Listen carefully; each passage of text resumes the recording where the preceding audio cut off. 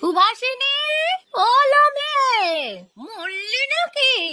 বলি, আমি যে ডাকছি সে কথা কানে যায় না। কি হলো ঠাকুমা? এই সাত সকালে এরকম চেঁচাতে শুরু করলে কেন? বলি, এখনো সাত সকাল হয়েছে, বেলা গড়িয়ে দুপুর হতে চললো, আর আমি এখনো সকালের খাবার পাইনি। তুমি দেখছো তো আমি অসুস্থ, রোগ শোক নিয়ে রান্নাঘরে যাচ্ছি, তবুও কি তুমি একটু ধৈর্য ধরতে পারছো না? বুড়ো মানুষ, এত কি ধৈর্য আসে? বলি, আমাকে কটা মুড়ি মাখিয়ে দে তবে, তোর রান্না হতে হতে তাই চিবই।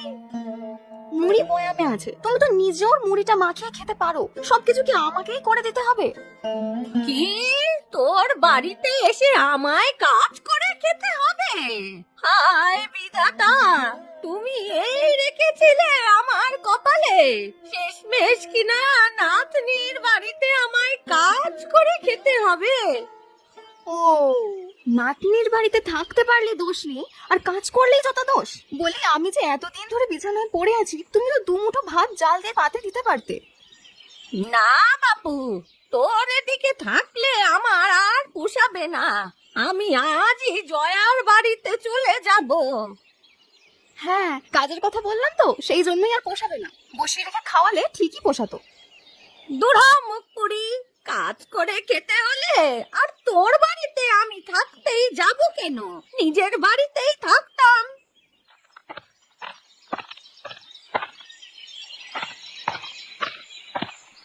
সে কি ঠাকুমা, তুমি কি সত্যিই চলে যাচ্ছ? হ্যাঁ, যাচ্ছি। তোর এখানে আর থাকবো না, তোর চেয়ে জয়ামাই ভালো, 3 বেলা সময় মতো খাবার দেয়। ও ঠাকুমা, তুমি যেও না গো, আমি না হয় রাগ করে তোমাকে দুটো কথা বলে ফেলেছি, সেজন্য তুমি এভাবে চলে যাবে? যাব না তো কি? তুই অসুস্থ শরীর নিয়ে রান্না বান্না করতে পারিস না, আমি এখানে থেকে না খেয়ে মরবো নাকি? দেখেছো কেমন বজ্জাত মহিলা, নিজের আখের বুঝে ঠিক পালিয়ে যাচ্ছে। সে তুই যা বলিস, আমি আর থাকবো না এই বাড়িতে। তা জামাই কোথায়? ওর কাছ থেকে ভাড়াটা নিয়ে যেতে হবে তো। ও বাড়িতে নেই, তুমি নিজের টাকায় যাও। বেশ, তবে ওর দোকান থেকেই নিয়ে যাব। গিন্নি, আরে ও গিন্নি, বাজারের ব্যাগটা দাও তো, আমি হাটে যাচ্ছি। এই নাও বাজারের ব্যাগ। তা কি কি আনতে হবে মনে আছে তো? হ্যাঁ হ্যাঁ, সব মনে আছে। তোমার জন্য চিংড়ি মাছ আর কচু শাক আনতে হবে। শুধু এগুলো না, তেল নুন মশলাও তো লাগবে, সবই শেষ হয়ে গেছে। ঠিক আছে, আমি নিয়ে আসবো ক্ষণ। বাবলু কোথায়? কোথায় আবার, খেলতে গেছে বোধহয়। ওর জন্য কিছু লাগবে না? তুমি গতকাল যে নাড়ুগুলো এনেছিলে না, ওগুলোই রয়েছে, তাই আজ আর কিছু আনতে হবে না। বেশ, আমি তবে যাই, কেমন?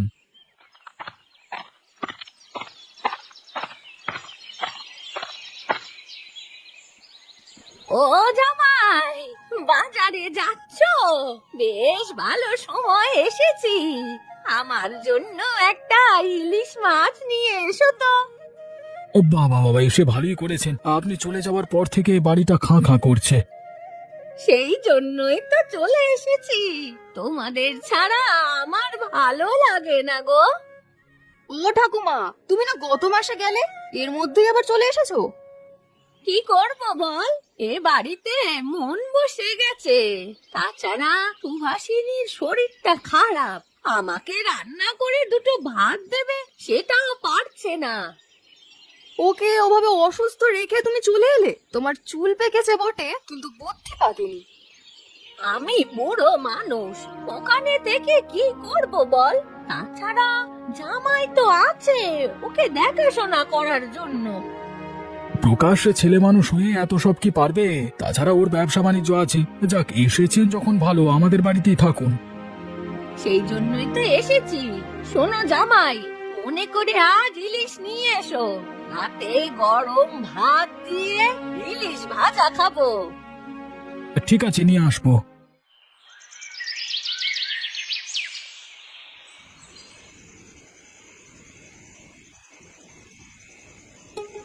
আজ তো দেরিতে ফিরলে, আমি সে কখন থেকে তোমার জন্য ভাত নিয়ে অপেক্ষা করছি।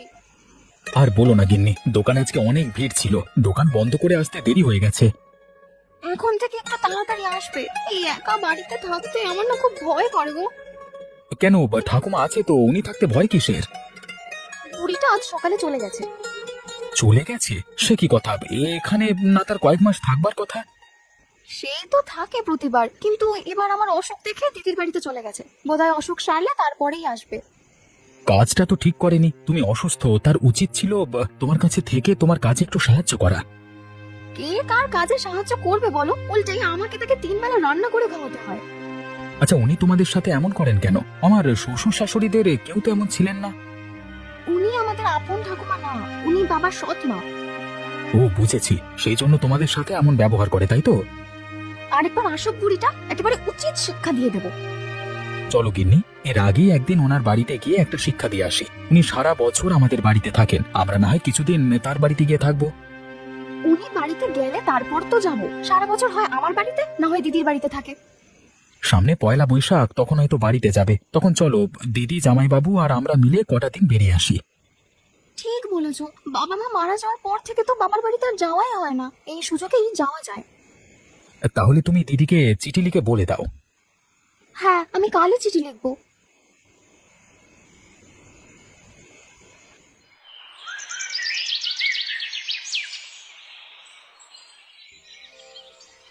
বলি, চুলগুলো কি করেছিস দেখ তো দিদি, বিলি দেওয়ার সাথে সাথে অর্ধেক উঠে আসে। সংসার করেই আর সময় পাই না গো ঠাকুমা, চুলের যত্ন আর কখন নেব বলো? বলি, আমরাও সংসার করেছি, তোদের মতো এত আলা বলা হয়নি কখনো। আরে নিজের যত্ন নিতে হবে আগে, পরে স্বামী সন্তানের কথা ভাববি। কেমন সংসার করেছো তা তো দেখেছি। সারা বাড়ির কাজ আমার মা একাই করেছে। হ্যাঁ, দেখেছি তো কত কাজ করতো, এক মুঠো ভাত রাঁধতে সারা বেলা ফুরিয়ে ফেলতো। গিন্নি, ও গিন্নি, তোমার চিঠি এসেছে। চিঠি? এখন চিঠি আবার কে পাঠালো? সুভাষিনী লিখলো, পড়ে দেখো তো কি লিখেছে। হ্যাঁ, দাও তো দেখি। শুনেছিলাম ওর অসুখ ছিল, সুস্থ হয়েছে কিনা কে জানে। হ্যাঁ রে, কি লিখলো? আমাকে নিশ্চয়ই ওদের বাড়িতে যেতে বলছে। না না ঠাকুমা, তা বলেনি। ওর অসুখের কথা লিখেছে। ও, এই কথা। আমার দরকার ফুরিয়ে গেছে, এখন আর বলবে কেন? আচ্ছা ঠাকুমা, তুমি বাড়িতে যাও না কদিন ধরে বলো তো? কদিন হবে? এই তো গত আষাঢ় মাসে এসেছিলাম, এখন চৈত্র মাস শেষ হতে চলেছে। প্রায় 1 বছর ধরে আপনি মানুষের বাড়ি বাড়ি ঘুরছেন। হ্যাঁ, মানুষের বাড়ি কোথায়? আমার নাতনির বাড়িতে আমি থাকি, তাতে কার কি? কিন্তু তোমার তো একবার বাড়িতে যাওয়া উচিত। এতদিনে ঘরদোরের কি হাল হয়েছে কে জানে। ওসব নিয়ে চিন্তা করিস না, পাশের বাড়ির মালতীকে বলে এসেছি, ও দেখাশোনা করবে। কিন্তু আপনার তো আম আর কাঁঠাল বাগান আছে দুটো, ওগুলো তো এখন ফল ধরেছে, বাড়িতে না গেলে তো মানুষে সেগুলো খেয়ে ফেলবে। ওগুলো মালতী দেখে রাখবে বললো, ও নিয়ে চিন্তা নেই। এসব টাকা পয়সার বিষয় পরের ওপর ছেড়ে দেওয়া ঠিক না ঠাকুমা। ওরা 5 টাকার আম বিক্রি করে তোমায় 2 টাকা দেবে। কথাটা তো মন্দ বলিসনি। আমি বাড়িতে থাকলে মালতী যেভাবে আম কাঁঠাল কুড়িয়ে নিয়ে যায়, না থাকলে তো 12 ভূতে সবকিছু লুটে পুটে খাবে। না না, এর আগে এর একটা বিহিত করতে হবে। সেজন্যই বলছি এবার তুমি বাড়িতে যাও, আম কাঁঠাল বিক্রি করে ফের না হয় এসো বেড়াতে। বাড়ি যাব বলছিস? হ্যাঁ গো, এবার ফলের দাম অনেক, সবগুলো গাছ দেখে রাখলে অনেক টাকায় বিক্রি করতে পারবে। ঠিক আছে, কালই তবে আমি বাড়ি ফিরবো। ও জামাই, আমাকে একটা গাড়ি ডেকে দিও কাল, কেমন? আসি জয়া, বাবলুকে দেখাশোনা করিস, তোদের জন্য বড্ড পেট পুড়বে। এই তো কটা মাস, ফলমূল বিক্রি করে বর্ষাকালে চলে এসো আবার, আর এর মধ্যে আমরা গিয়ে তোমায় দেখে আসবো। ঠিক আছে দিদি ভাই, আমি তবে যাই। ও জামাই, গাড়ি ডেকেছো? হ্যাঁ ঠাকুমা, বাড়ির সামনেই আছে, আপনি আসুন। হ্যাঁ, তাই চলো। মালতী, ও মালতী, আছিস মা? ও মালতী, ও মা, বুড়িমা চলে এসো দেখছি। তো কেমন কাটালে শুনি নাতনির বাড়ি? ভালোই কাটিয়েছি।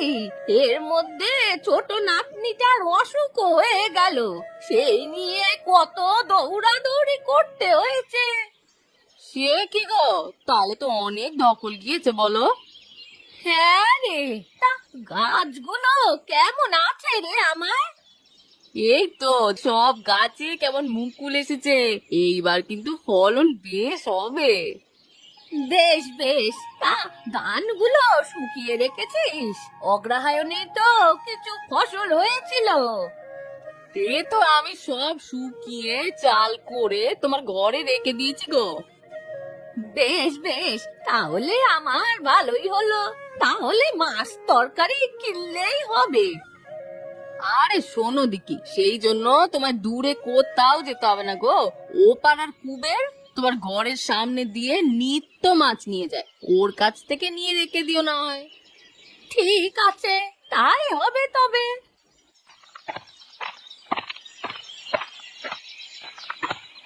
লাগবে ইলিশ মাছ লাগবে।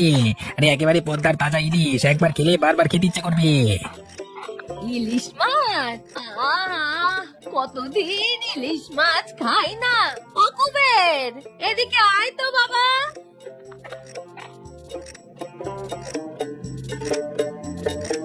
গয়া পিসি দেখছি, কবে এলে? কাল এসেছি। বুড়ো মানুষ একা বাড়িতে কি থাকতে পারে? বাগানটার জন্য আসতে হলো। আম কাঁঠাল বিক্রি করতে হবে কিনা? আরে ওটা মালতী দিদিকে বললি হতো, ও সব দেখে রাখে কিনা। হ্যাঁ, ওকে বলি আর সব খেয়ে শেষ করে দেখ। তোমার আর কিপটেমির স্বভাব গেল না পিসিমা, এই সম্পত্তি কি মরবার পর নিয়ে যাবে? সে আমি যা ইচ্ছা তাই করব। এখন আমায় ছোট দেখে একটা মাছ দে তো। আরে ছোট মাছ তো হবে না পিসিমা, এখন সব মাছ বড় বড়। ছোট মাছ হবে না? বেশ, তবে একটা মাছ কেটে অর্ধেকটা দে। এভাবে তো মাছ বিক্রি করি না আমি, অর্ধেক তোমাকে দিলে বাকি অর্ধেক আমি কি করবো? হ্যাঁ, এ যে দেখছি মহা মুশকিলে পড়া গেল। ছোট মাছও বিক্রি করিস না, আবার অর্ধেক মাছও বিক্রি করবি না, তাহলে আমি কি খাবো? তুমি একটা বড় মাছই নাও পিসি, আমি কম দাম ধরিয়ে নেবো। না না, এত বড় মাছ আমি খেয়ে শেষ করতে পারবো না। এই মাছ একদিনে না খেলে নষ্ট হবে না, নুন দিয়ে সিদ্ধ করে মাটির হাঁড়িতে রেখে দেবে, তারপর একটা একটা করে খাবে, বুঝলে? বেশ বলেছিস, অনেক বছর ধরে ইলিশ খাই না, এবার তাহলে অনেক দিন ধরে খাওয়া যাবে। দে, বড় দেখে একখানা মাছ দে দেখি। এই নাও ইলিশ মাছ, 50 টাকা হয়েছে। এখন টাকা দিতে পারবো না, গাছে কাঁঠাল ধরো, একটা নিয়ে যাস। সে কি কথা, মাছের দাম কাঁঠাল শোধ করবি? হ্যাঁ, কাঁঠাল খাস না বুঝি? আমার গাছে কাঁঠাল খেলে মুখে রস লেগে থাকে। দেখছি মহা কৃপণের পাল্লায় বললাম তো। আচ্ছা কাঁঠালি দিও।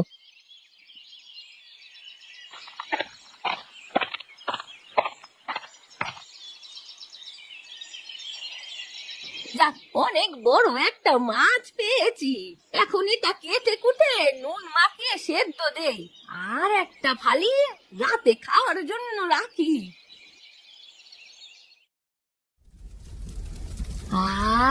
মাছ থেকে তেল একেবারে নিংড়ে পড়ছে, এটা দেখেই খুব মজা লাগছে। বুড়িমা, ও বুড়িমা, বলি ঘরে আছো?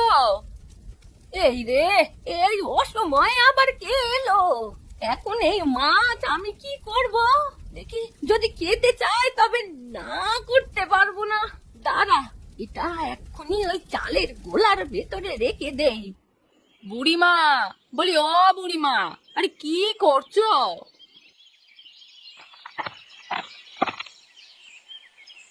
এই তো মা, কটা চাল ফুটালাম, এক্ষুনি খেতে বসবো। তা খাবে কি দিয়ে গা? নুন লঙ্কা দিয়েই মেখে খাবো, মাছ তরকারি কিনতে পারিনি এখনো।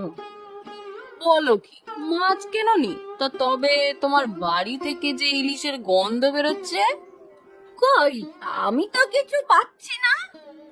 আমি কিন্তু এখনো বেশ ইলিশের গন্ধ টের পাচ্ছি। তাহলে হয়তো পাশের বাড়ি থেকে বিড়ালটা ইলিশের কাঁটা এনে ফেলেছে, ওটারই গন্ধ পাচ্ছিস হবে হয়তো। ও, এই কথা বুঝি? আমি আরো ভাবলাম তোমার কাছ থেকে কোথায় একটু তরকারি নিয়ে যাব। ধর, পাশের বাড়িতে যা না, ওখান থেকে নিয়ে আয়। বেশ, দেখি তাই যাই তবে। যা, আপদ বিদায় হয়েছে, এখন তবে ইলিশ ভাজাটা নামিয়ে ভাত খাই। সকালবেলা ইলিশ দিয়ে পান্তা ভাত খেতে যে কি মজা লাগে, অমৃত খাচ্ছি মনে হচ্ছে। ঠাকুমা, ও ঠাকুমা, দেখো কারা এসেছে।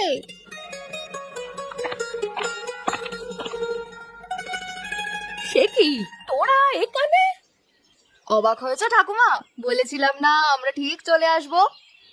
তাই বলে এই বৈশাখ মাসে এই ঝড় জলে তোরা থাকবি কোথায় এখন?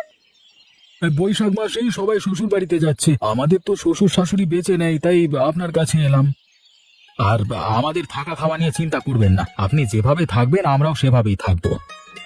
বেশ, থাকাটা না হয় মাটিতে পাটি বিছিয়ে থাকা যাবে, কিন্তু খাওয়া দাওয়া কি করবি, সেটা কি করে হবে?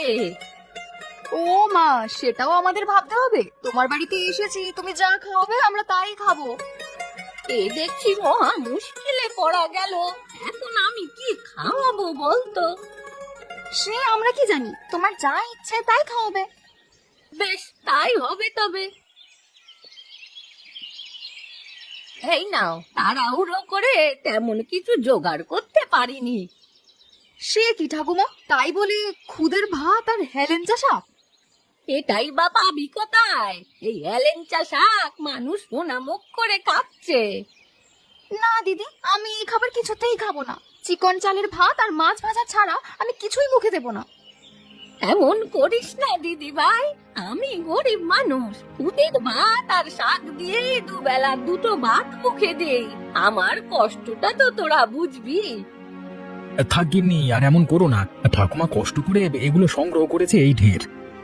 হ্যাঁ রে শুভ, ঠাকুমা আমাদের ভালোবেসে যা দিয়েছে আমাদের তাই খাওয়া উচিত।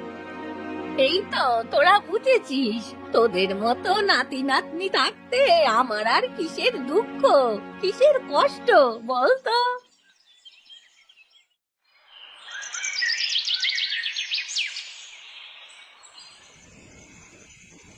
যাক, আপদগুলো ঘুমিয়েছে, এখন তবে একটা ইলিশ ভাজি খাওয়া যাবে।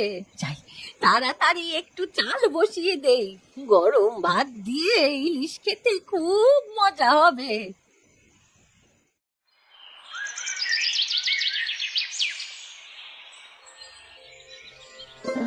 শোনো, ঠাকুমায়ের অবস্থা তো জানো, আমাদের তিন বেলা খাওয়াতেই তিনি হিমশিম খাচ্ছে। এবার মনে হয় আমাদের হাট বাজার করে আনা দরকার। হ্যাঁ দিদি, এসব শাক পাতা খেয়ে আর আমার ভালো লাগছে না, এবার মাছ মাংস চাই আমার।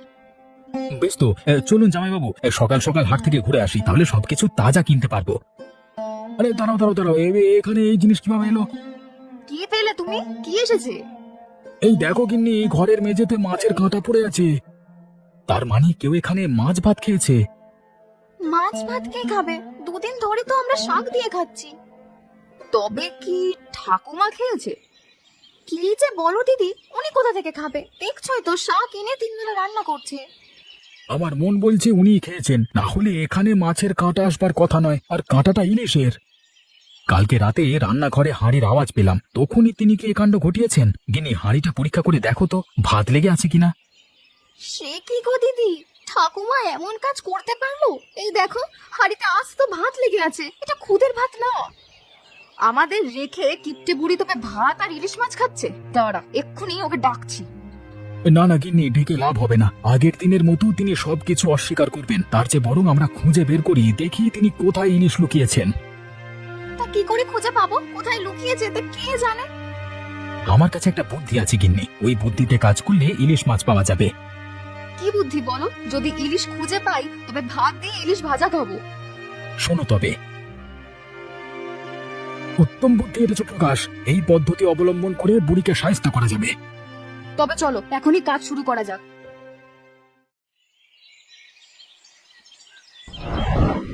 মাছটা অনেক মজার হয়েছে গিন্নি, এমন মাছ আর কখনো খাইনি। আর ভাতগুলো অনেক ভালো ছিল। এই চিকন চালের ভাত দিয়ে ইলিশ মাছ খেতে কি মজা। সে কি, তোমরা মাছ ভাজা পেলে কোথায়?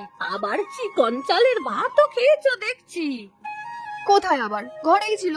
সুভাষিনী খুঁত খুঁজতে গিয়ে কোথায় যেন পেয়েছিল ওগুলো। কি, আমার মাছ তোরা খেয়ে ফেলেছিস? না না, এ কিছুতেই হতে পারে না।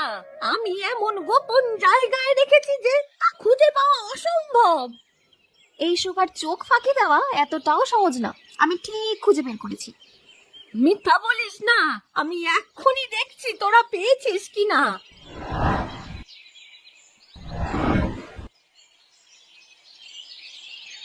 দেখলি, সব মাছ এখানে আছে, তোরা পাসনি খুঁজে। তোমার চাল আর ইলিশ মাছ খুঁজে আমরা পেয়েছি ঠাকুমা, এখন এগুলো রান্না করে খাওয়াতে হবে। দেখেছো দিদি, দেখেছো আমাদের কিভাবে এতদিন বোকা বানিয়েছে? এগুলো না খেয়ে আমরা যাচ্ছি না। হায় হায়, এ কি করলাম আমি? নিজেই সব দেখিয়ে ফেললাম। হায় বিধাতা, এত নির্বোধ আমি কিভাবে হলাম? এখন আর আফসোস করে লাভ হবে না। যান যান, তাড়াতাড়ি আমাদের ইলিশ মাছ দিয়ে ভাত খাওয়ান। তোমার যেতে হবে না, আমিই যাচ্ছি, পাছে আবার লুকিয়ে ফেলবে।